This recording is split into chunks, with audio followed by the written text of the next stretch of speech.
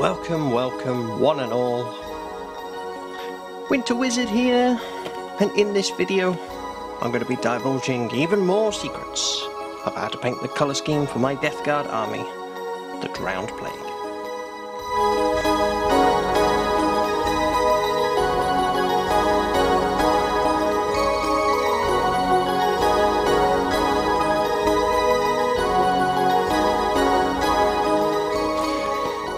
Yes, so thank you for joining me today, and welcome to part 6 of Painting the Drowned Plague, the painting series where I divulge all the secrets, all the tips and tricks and methods for painting the deep sea nautical colour scheme for my Death Guard army.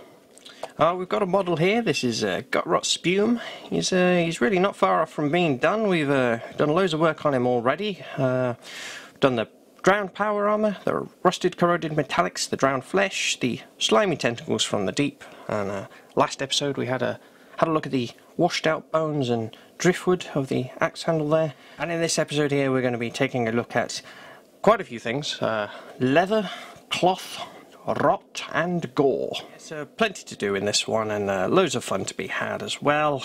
We're going to get started very shortly. It's cold and lonely here in Winter Wizard's Frozen Fortress. It's just gone midday. Woke up a little bit late. Dimmu and I, we had a few rounds of Mjod with the Sons of Russ last night. So I've got an extra large cup of coffee over here, and we're going to keep this nice and relaxed. We're going to do a bit of painting, and I've got a few things to chat about along the way. So we're going to have a look at some paints. Show you what we need. We're going to need for the leather, Rakarth Flesh, and a wash of Agrax Earthshade.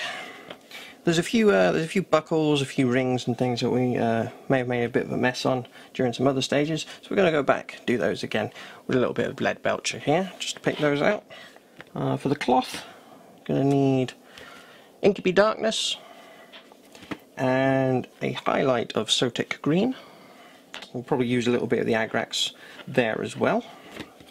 For the rot, CITADEL technical paint here, Nurgle's rot. Nice and fun, that one, really great. And another brilliant technical paint here, blood for the blood god, for all the gore. And so that's all the paints that we need. Alright, so we're going to get started here. We're going to do the leather first. So we've got the Rakarth Flesh here. Yeah, so we got the Rakarth Flesh out. So we got all the leather straps. There's quite a few of them. A couple on this front here. There's one hanging down there. One on the loincloth. A couple on the back there. And on his arm here, there's a little strap there. And a couple of features here, which I'm now thinking was probably supposed to be drowned power armor, but I'm going to paint them in leather. Look like sort of leather arm braces, arm straps, and I think they'll look just nice in this. And he's got a little bit on the back of his head there. So just work your way around, picking out all those bits. Nice smooth coat of this. Just dragging the brush like so, and keep the nice point on the bristles. And we'll start here then. Start on the front. Just got to be really careful of all the work we've already done, and it's a nice good starting colour, this Rakarth Flesh. I use it for quite a few things, as you've seen in this little painting series of mine.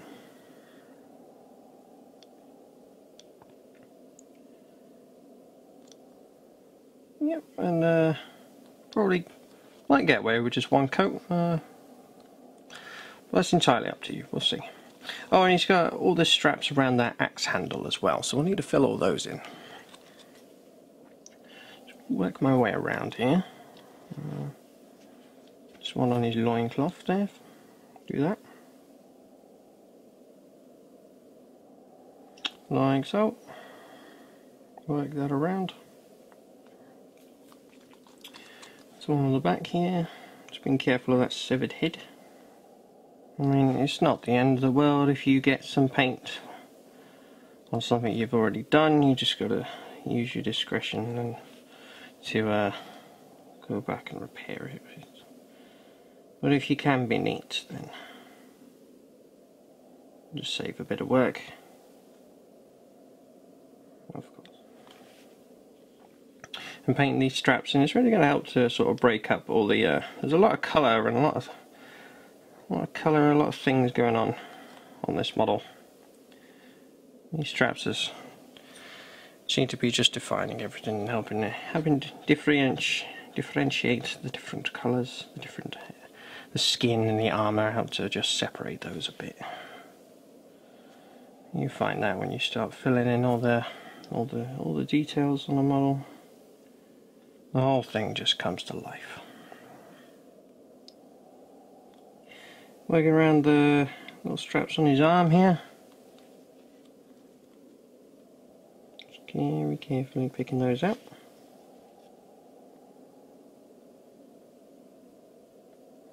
Working that underneath.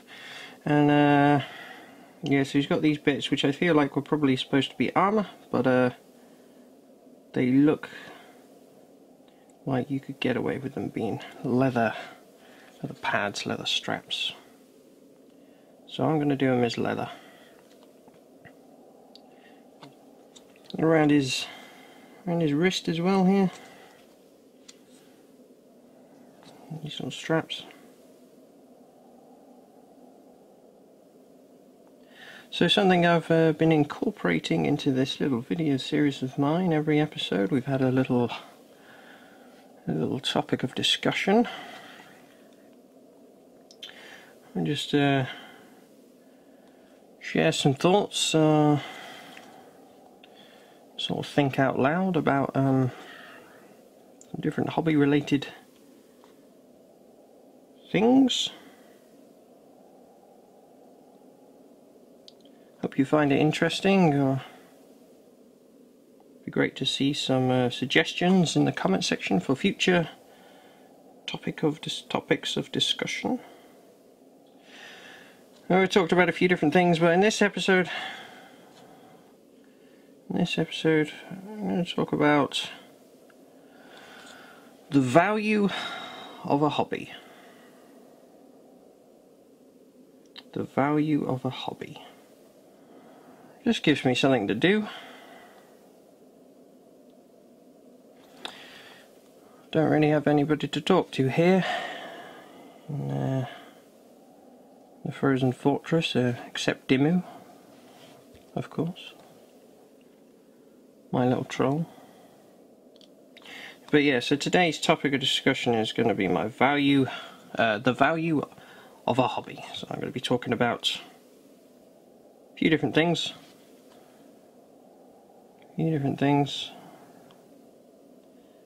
You'll see. We're going to get onto that in just a little bit.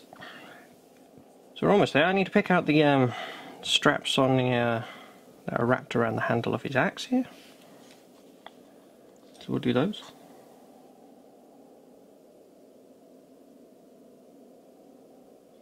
Just working the paint around here, rolling it around, try and make sure I don't get it on the handle of the axe.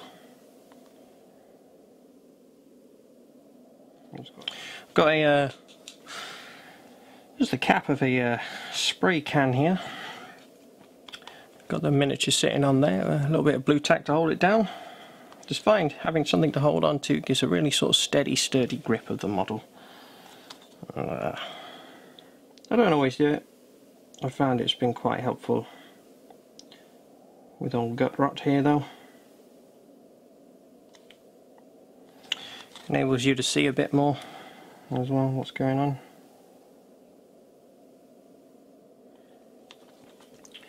So that's about all the leather straps on the axe handle there. So what I would do is let all that fully dry.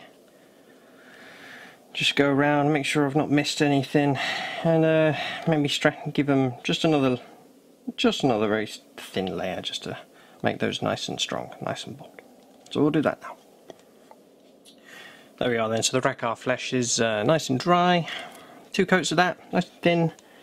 a good strong base colour to that. So next thing we'll do is bring out the Agrax Earthshade.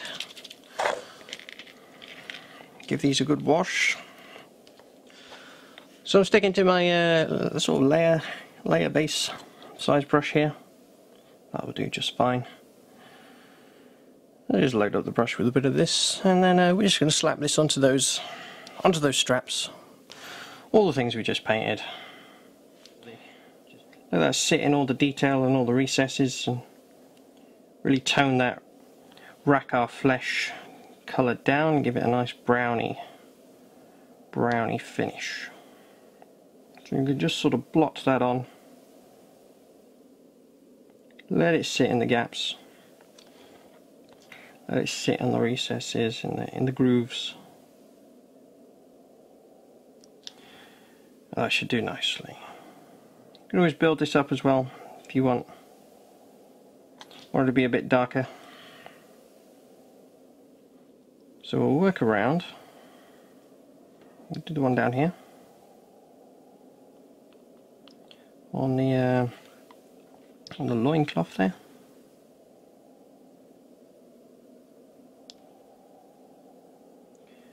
Give that a nice good wash. Soak up a bit of the excess which is dripping off here by just drying out the brush and then just letting the bristles soak that wash back up, and then you can put it somewhere else or you can put it back on the pot, up to you, whatever you think. And up here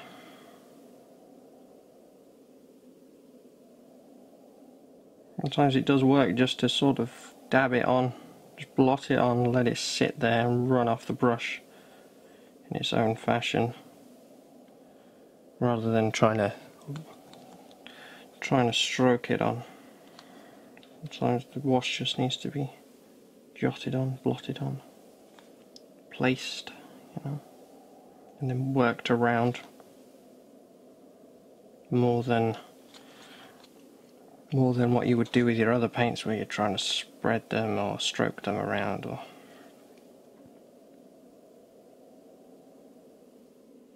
like so. Yeah, it's looking pretty nice, pretty good, pretty dark. Just jot a bit of that into the grooves. There's some little nicks, little definitions there. Lovely. And on the back here, what I find is, because on the length of these straps there's a bit of a sort of trench groove down the centre of them, and you find that blotting the wash on and just letting it sit, letting it dry, it sits in the recesses and the edges stay a bit lighter as well. So you just build up the wash in the recesses, and it gives you a already gives you a bit of a highlight, because the edges are already lighter. So if you're a bit rushed for time or feeling a bit lazy, you could just leave it like that. The back of his head, not forgetting that bit.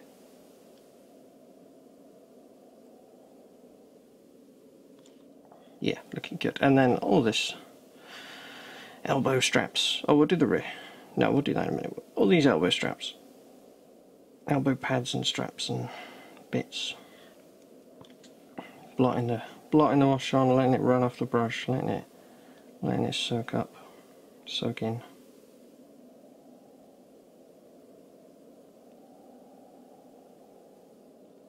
Working that around.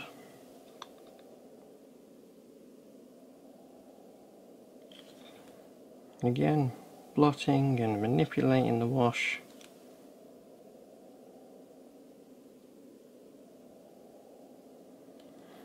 Until you're happy with it. And tuck that underneath as well here. And we've got the axe, all the straps, and I feel like this gives it the Rakarth Flesh with the Agrax Earthshade just gives it a real nice sort of, there's no other word really, filthy cloth, filthy rag, filthy leathery rags. which is good. We want it to be quite filthy and dark. We want it to be a bit of a contrast to the axe handle here. Looking good. So we're just about done here.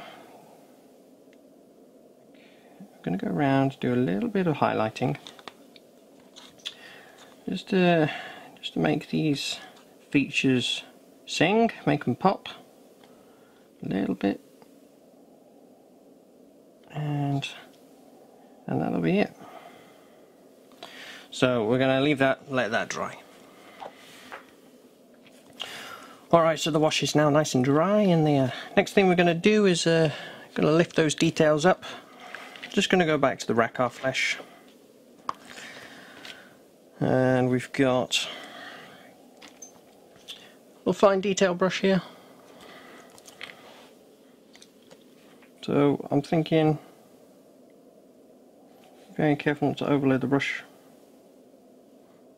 So on the sharpest edges, it's kind of outlining the shape of the straps, really.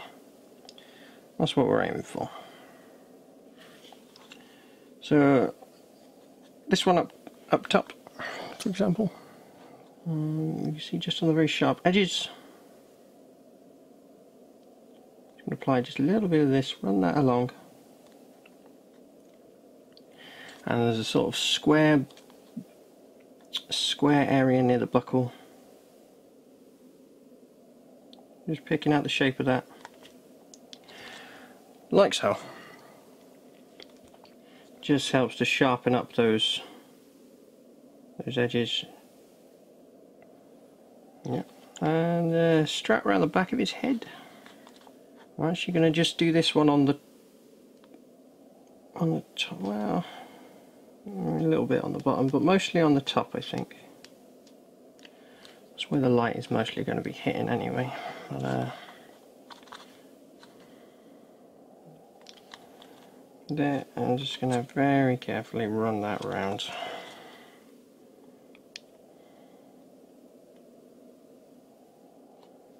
Like so. I'll do that, just lifts that up. And do these two down the side here, one on the loincloth, just on the edge. And this one here. Just taking the length of the brush. If you've got a sharp edge, a sharp corner, a sharp edge on the model that you need to get, instead of trying to aim with the tip, aim with the length, the long length of the brush, the square length of it. So, like for example, instead of doing that, do that. Just helps to get that sharp edge. So I'm going to do that now, like so, on the sharp edge of this one here.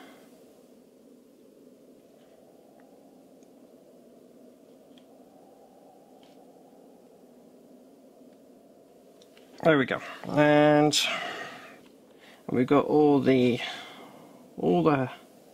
stuff wrapped around the axe handle as well. So we're going to pick that out.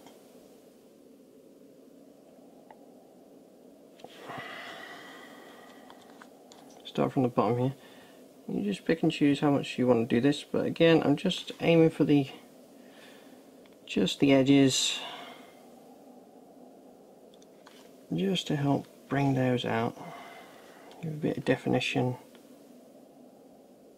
a bit of visual definition. Aim for the sharpest, highest bits, I would say. Use your discretion, whatever you think. But, you don't have to go mad. Just a little bit can do a lot.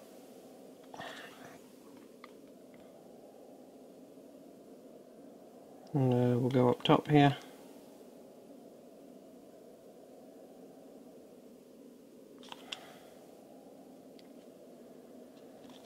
Work that around.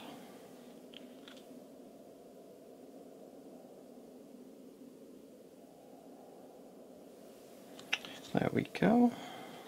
It's looking alright.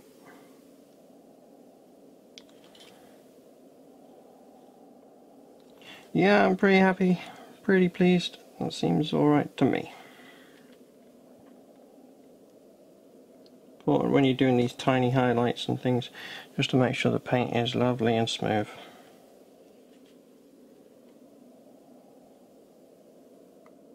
It's got a nice flow. There we go. Yeah, I think that's alright. Maybe a little scruffy in areas, but alright, not too bad. Just going to pick some of those out just a little bit. And like I said, I think I've gone a bit thick, a bit heavy on some of them. Might just add a little bit of the Agrax Earthshade just to blend that back in. Well, no, I think it's alright. It's alright. Yeah, we'll call it there. We'll call it there. So I just thought I'd zoom in just very quickly, just to show you how that's lifted those up. Just added a bit of definition, a bit of detail there, and the straps on the back. You can see, just picked out the sharpest edges. It just helps to lift them up, just to define those details. Something else we're going to do before we very quickly before we move on, just go back round with the Leadbelcher, and if we've any of those buckles, any of those rings that we've made a mess on in any previous stages, just going to go around, give these a coat of that. Give those a coat of this Leadbelcher. So we'll do that now. Alright, so we're going to move on now to the cloth. Incubi Darkness for a base. So it's the loincloth here at the front, and at the back here as well. So it's just those bits. Give them a nice coat of Incubi Darkness to start with. Just going to be careful of all the bits that we've already done. So like the metallics and the this little leather strap as well. Just very carefully, just poking the paint around that. So I'm going to fill this in, and we're going to get started with our topic of discussion for today. The value of a hobby. So, a few little things I want to talk about with this one. I'll start by addressing the dreadnought in the room. That's Games Workshop is arguably expensive. It is an expensive hobby. I don't want to spend too long talking about this because there's plenty of people who have already discussed this, but I will share my thoughts on it as well. Yeah, Warhammer is can be expensive. I don't want to start drawing into the whole philosophical argument of what defines expensive, but what I will say is the quality that you buy from Games Workshop's sculpts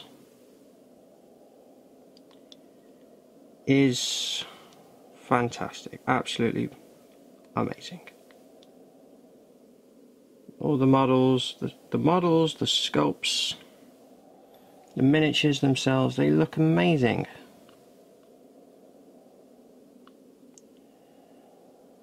Yeah, maybe you're paying £20 for a little plastic dude or dudette, and somebody might look at that and think it's not worth it. It's too expensive. But it's a bit invalid if they're not actually in the hobby. But anyway, so quite frankly, and I'm sure most people are probably the same, I have absolutely no idea how much work is involved with, let's say, creating old Gutrot here. who was £18, I think, off the top of my head. I have absolutely no idea how much work was involved with making this sculpt. I have absolutely no idea how many people were involved, the process, you know, the design, the materials, the manufacturing. I have no idea. And I think maybe most people don't, unless you're really in the business and you understand fully what goes into this. So it does seem a little bit daft just saying, oh, it's expensive, but if you don't really fully understand what goes into it,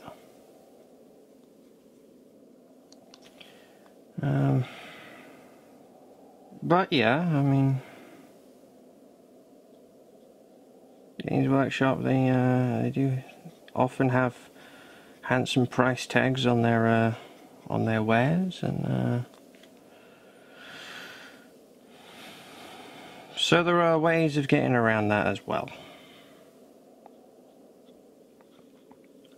For example, I do a lot of selling on eBay, which is something I would encourage a lot of people to have a go at, especially in the Warhammer hobby. I'm just gonna drop down to a fine detail brush here, just so I can get the paint between this hook. But yes, eBay is something I would definitely recommend people giving a go at. You sell all your extra bits that you don't want, don't use.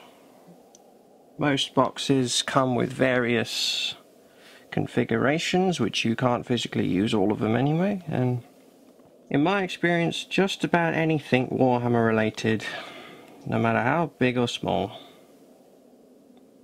no matter how insignificant it might seem, you know, some arms, some heads, some guns, some little decorations for a tank, I don't know. My experience, no matter how small it is, Warhammer stuff always sells.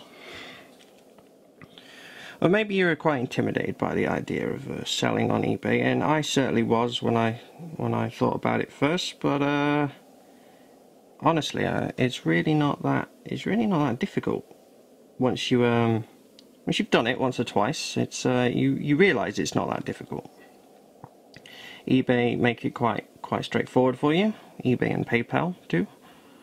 Once you've just figured it out for the first time, and it's a nice buzz as well. It's an exciting thing, being able to sell on your unwanted stuff and get some money back for it. But I found that's the best way to save money on Warhammer, is sell on the bits that you don't want, get a lot of the money back. I wanted the Diadolos, however you pronounce it, Techno-Archaeologist from Blackstone Fortress. I didn't really have any interest in any of the other pieces from the box, but I wanted this AdMech character, so I spent £60 and bought the box, and I ended up selling all the bits in the box individually, separately, and ended up effectively getting this model for free, because I sold all the bits, got all my money back. I think I might have even made a little bit more money than I bought it for, because I did buy it at a discount, which is something else. If you can get yourself to a local club, become a member, they usually sell things at discounted rates. Bristol Independent Gaming, big, that's my club that I go to. They 10% off in the shop on all products, and 15% if you become a member, or you have a member's card.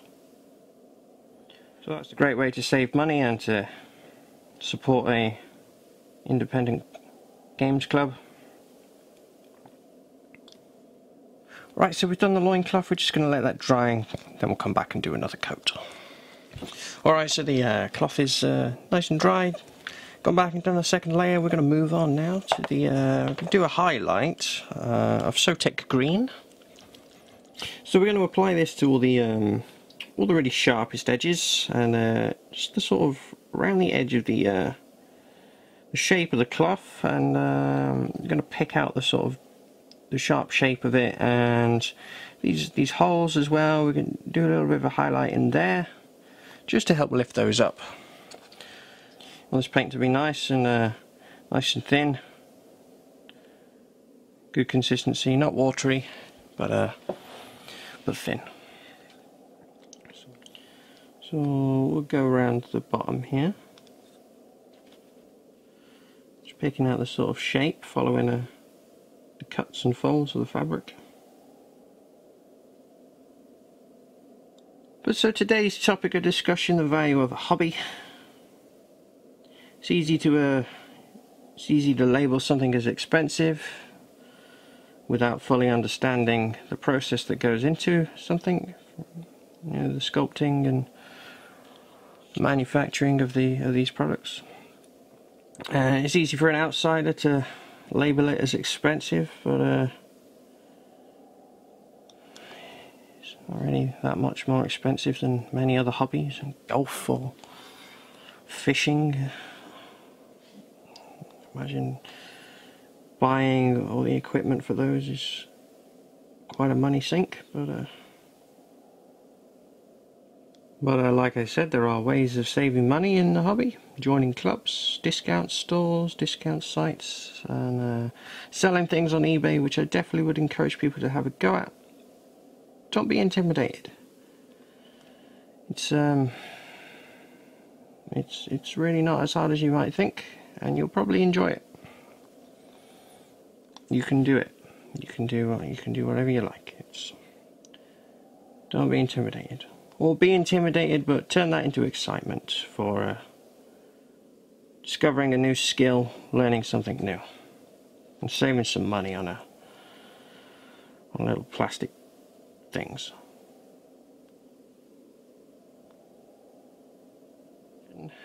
The value of a hobby, I didn't want to spend too long talking about the financial side of things.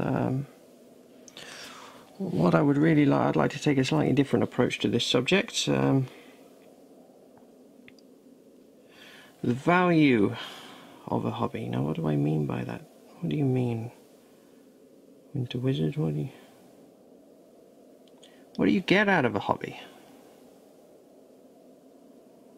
What do you get from a hobby? As far as hobbies are concerned, and what a hobby can give you in return, I think Warhammer 40k is one of the best out there. I mean that. It's not just painting little plastic miniatures. It's not just throwing some dice on a table and playing a silly little game. There's so much more to it. There's so many areas of this hobby. And yeah, there's the modelling and the painting side of things. Fantastic. Creative output, therapeutic, relaxing. Fantastic. There's the gaming aspect of it. Competitiveness, just fun and social interaction, and there's the stories, and there's the fiction, the immersive world, the Black Library audiobooks and paper books, and the absolute well of fountain of stuff and story that you can immerse yourself in, escape into. There's the social side of things, like I said, with the gaming. There's the community. on Instagram, on YouTube, at your local Wargames club, pages on Facebook, whatever. I have made so many lovely friends, comrades, battle brothers and sisters, and I've made so many friends through this hobby. When I go to my Wargames club, my local Wargames club, feels like a sanctuary.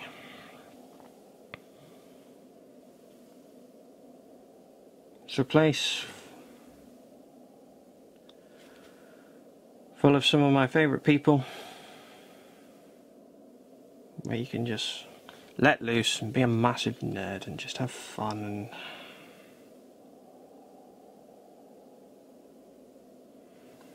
you can't put a price on something like that.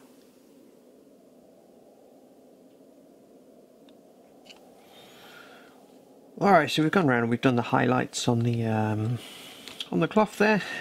We're gonna bring out the Agrax Earthshade, just gonna give them a bit of a wash with the Agrax. Just gonna dull them down a bit, dirty them up, blend those two colours together just a little bit more. So we'll do that now. So I'm just going to apply this all over the cloth, all over the highlights and everything. It's quite bright, the highlight, so this will just blend it together a little bit more, just dull that down just a bit. Yeah, there we go, it's looking good. So we'll let that dry, we'll move on to the next step. Alright, so the wash is nice and dry. We're going to bring out the Incubi Darkness one last time. We're going to just put a little bit of this back onto the highest folds of the cloth, on the sort of main body of it, ignoring the sharp highlights, ignoring the real recessed shaded areas as well. But this is just going to strengthen that colour just a little bit, and help to lift out a bit of that shade. I'm just going to apply just a little bit of this nice and smoothly on the main areas of the fabric, and on the back. A little bit there, a little bit there. Not going in those recessed areas, leaving that nice and shaded. It's just lightening the cloth up a little bit, and there we are. That's that done, and that is the fabric. So we'll move on now. We'll start taking a look at the rot and gore. Alright, so we're going to move on to the really fun bit now. We've got the rot and gore to do. Very simple. The best way that I've found to achieve these effects are with the CITADEL technical paints here. Nurgle's Rot and Blood for the Blood God. Charming stuff. Very simple this. Just apply it to all the areas that you feel are really going to be really nurgly. So for the rots, I'm thinking definitely in that side gob. That's got to be rotten. Maybe a little bit around the severed heads, maybe. But in all these sort of recessed areas and around the pustules and things, and on the flesh, on the power armor, probably some of these big indents and stuff. Maybe they started to go a bit rotten, so we'll put a bit of that in there. Maybe a bit on the ornate metallics up there, and probably a little bit hanging around the tentacles. And it's entirely up to you. Play with it, have fun, wherever you feel like it looks good. I wouldn't go crazy with this. I don't want this to be the main focus of the model, but it's a nice additive, I think. It's kind of gloopy, this one. Yeah, it's good fun, really good fun. So we'll start applying this to some various areas, and I'll show you where we've gone afterwards. So my topic of discussion today, the value of a hobby.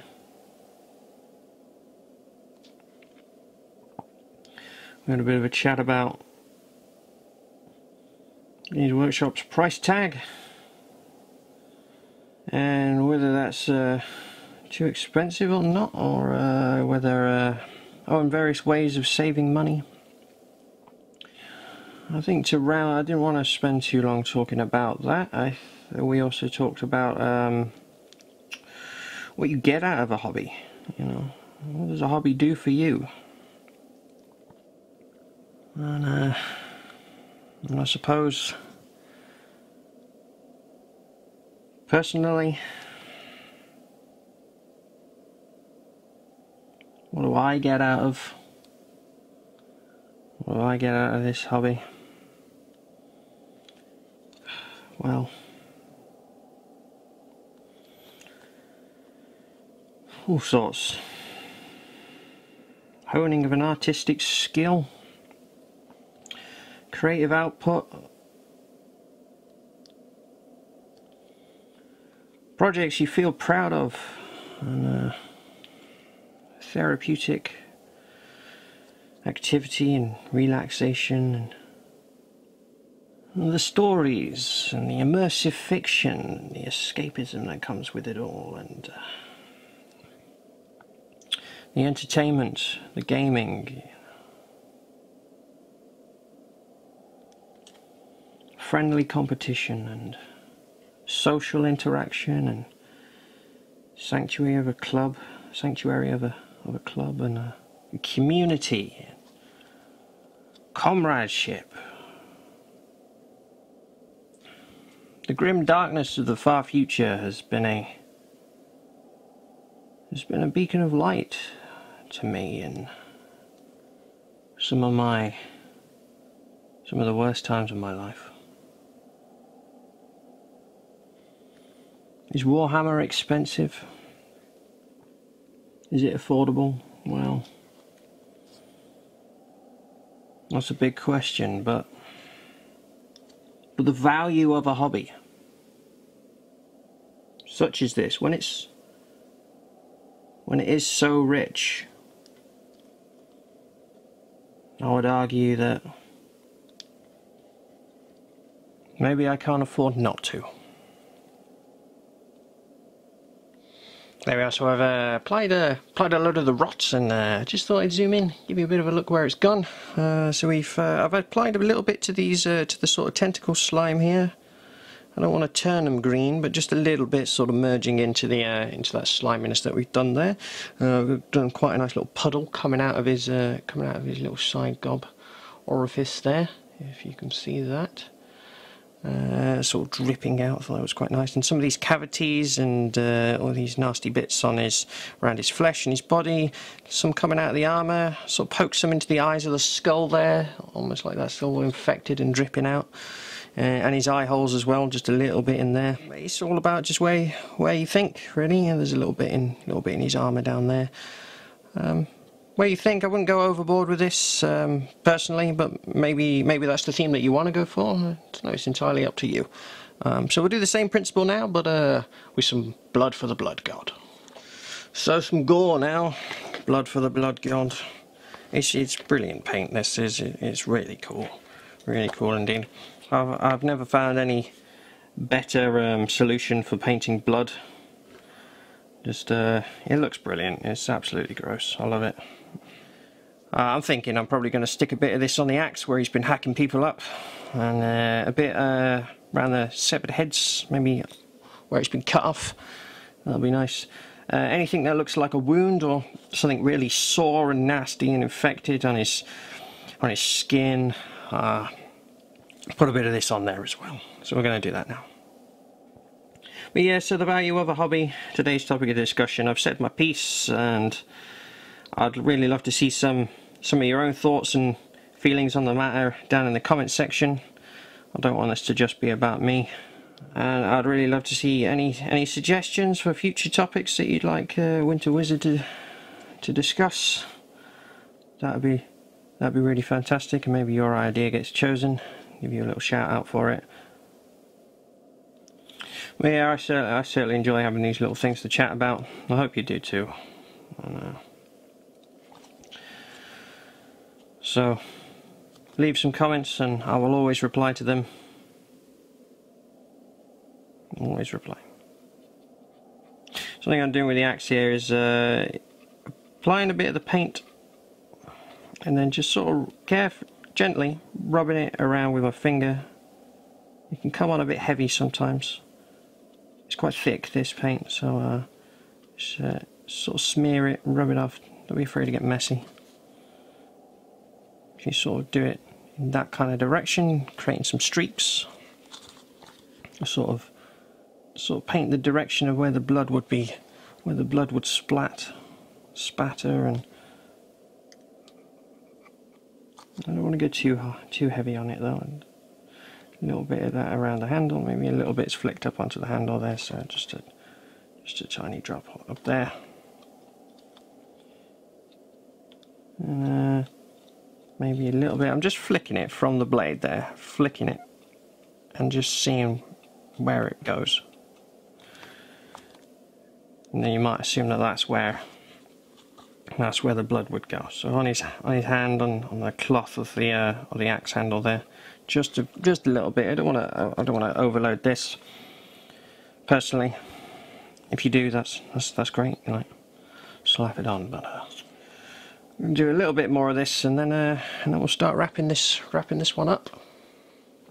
There we are. Then I've completed the gore and the rot and everything there. Done a sort of stained sort of feel to the axe, almost like he's been hacking people up and he's not really bothered to clean his axe off.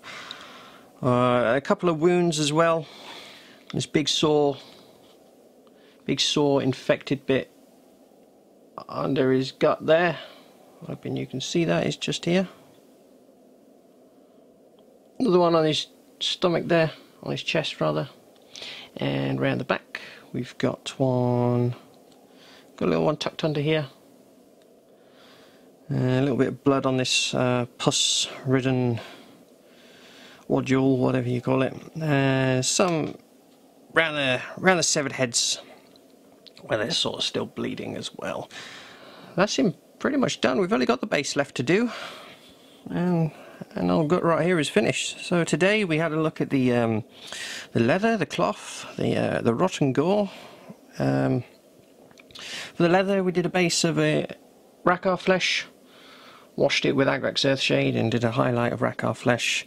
The cloth, Incubi Darkness, highlight of Sotek Green, wash of Agrax Earthshade, and a little extra layering of the Incubi Darkness as well.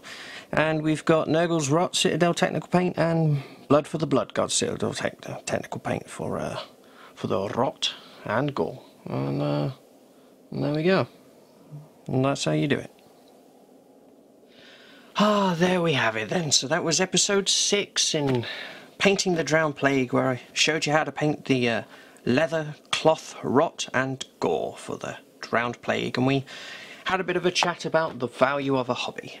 He's very much almost finished now, Gutrot Spume. We're coming to the end of this painting series. There's only one more episode left. In that episode we're going to be looking at the Rotten Tide bases. I'm going to be talking to you about the future of Winter Wizard 7. So I certainly hope you'll join me for that, and I certainly hope you've enjoyed the video here today as well. If you have, then a like and a comment would be very, very much appreciated.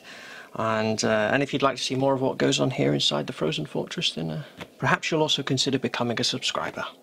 Once again, whoever you are, thank you very, very much for joining me today. I'm Winter Wizard. That's Dimmu, and for now, keep it frosty.